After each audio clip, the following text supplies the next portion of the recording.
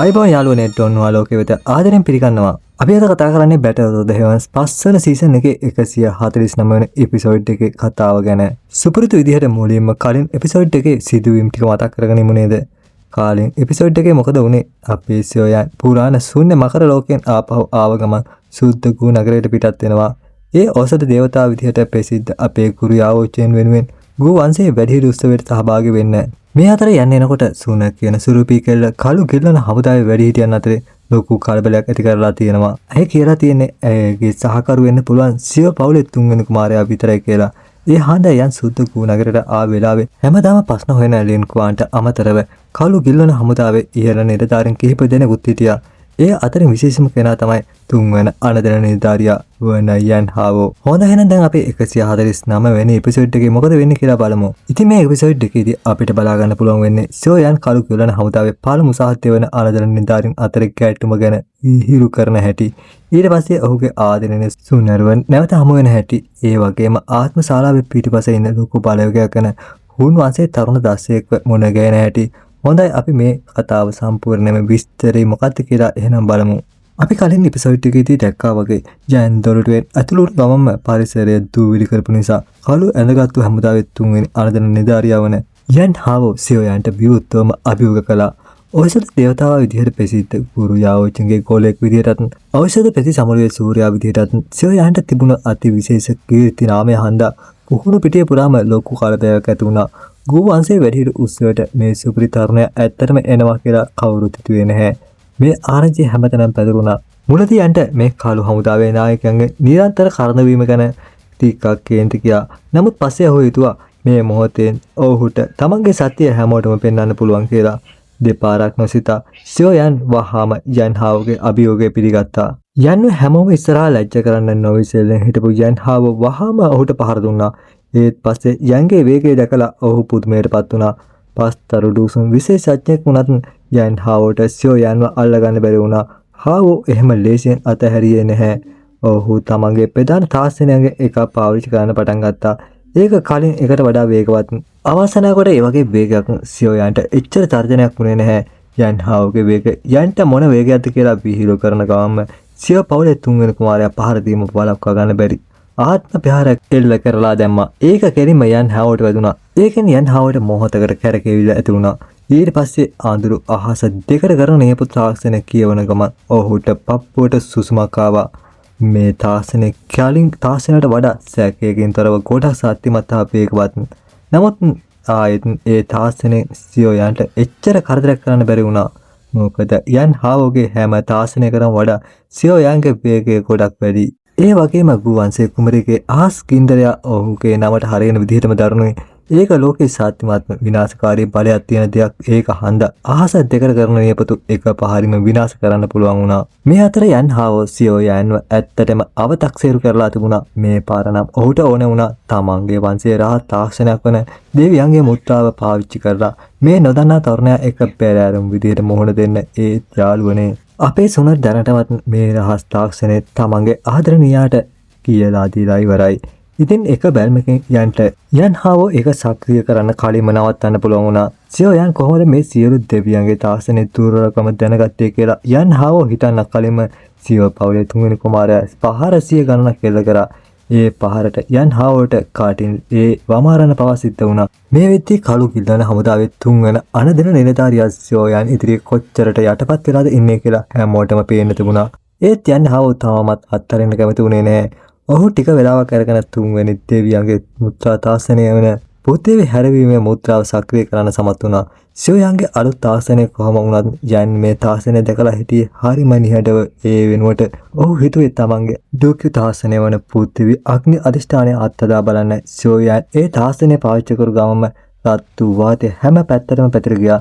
සටන් බිම කිකුරුම් වෙන්න පටන් ගත්තා. භූමියෙන් මැග්මා කණු විදාරණය වෙලා ගිනි කුණාටුවක් බඩපත් වුණා. ඒකෙන් යන් හාවෝගේ ශරීරය ඇතුලේ තිබුණු සියලු දුක් ප්‍රමාණයෙන්ම පිච්චිලා ගියා. අන්තිමේදී යන් හාවෝ ආසරණ විදිහට ඈතට විසි වෙලා ගියා.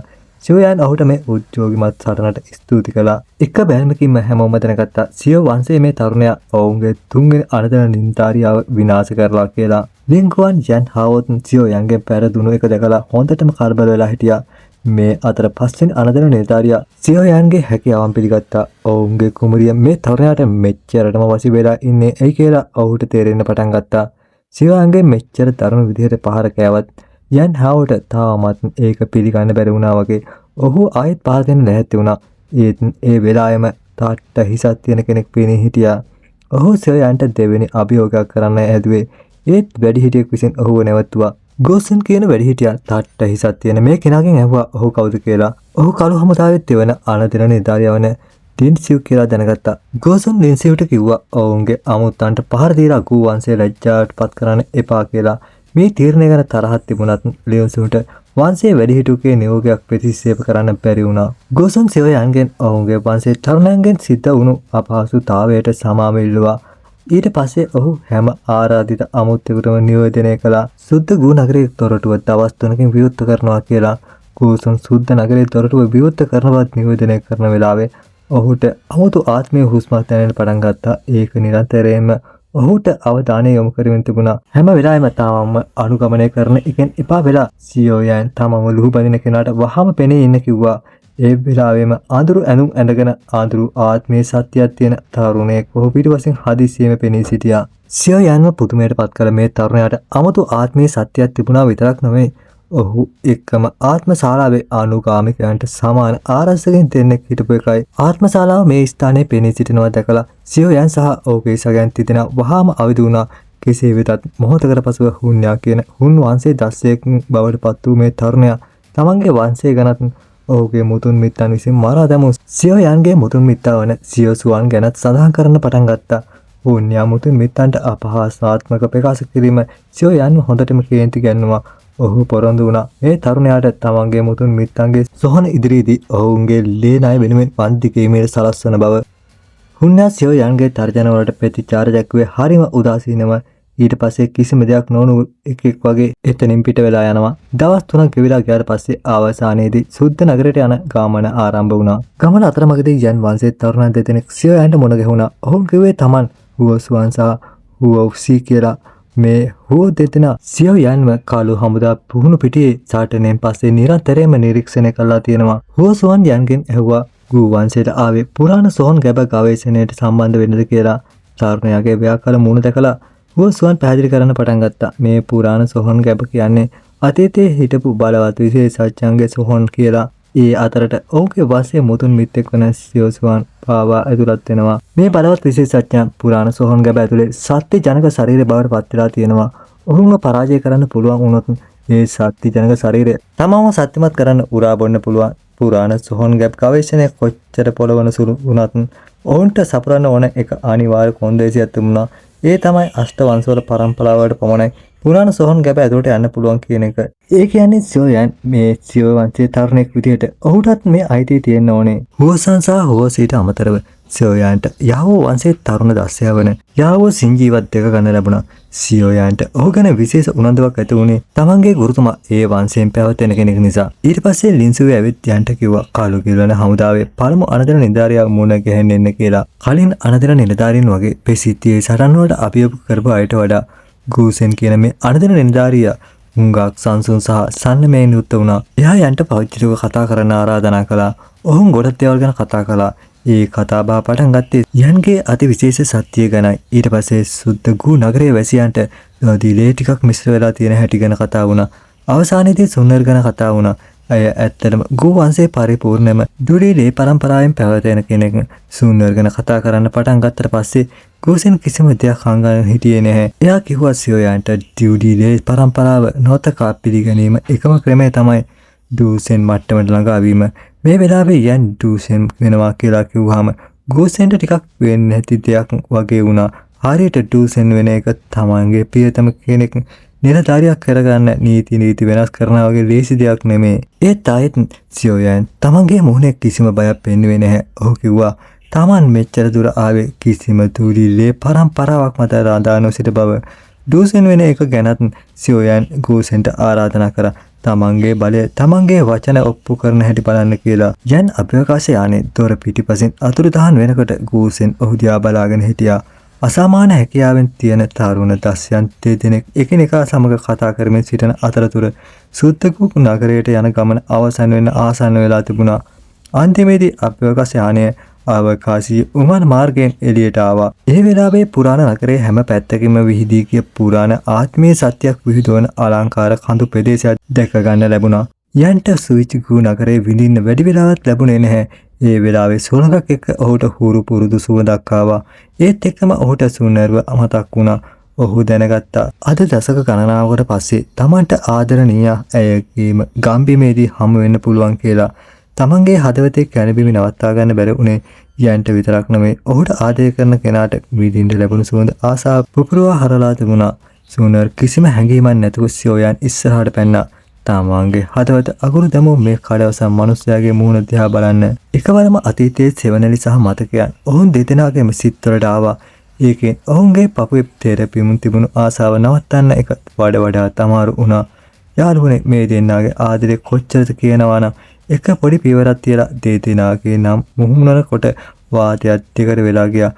හරියට මේ ලෝකේ මේ දෙන්නා විතරක් අයිති වුණා වගේ ඔවුන්ගේ හිතේ තිබ්බ ආසාව පාලනය කරගන්න බැරි වුණා. හැබැයි සුන්නර්ගේ ආරස්සකව විදියට හිටපු වැඩි හිටියෝ දෙන්න වහාම මැදිහත් වෙලා මතක් කර දුන්නා මේ ලෝකේ ඔවුන් දෙදෙනාට විතර අයිති නැහැ කියලා.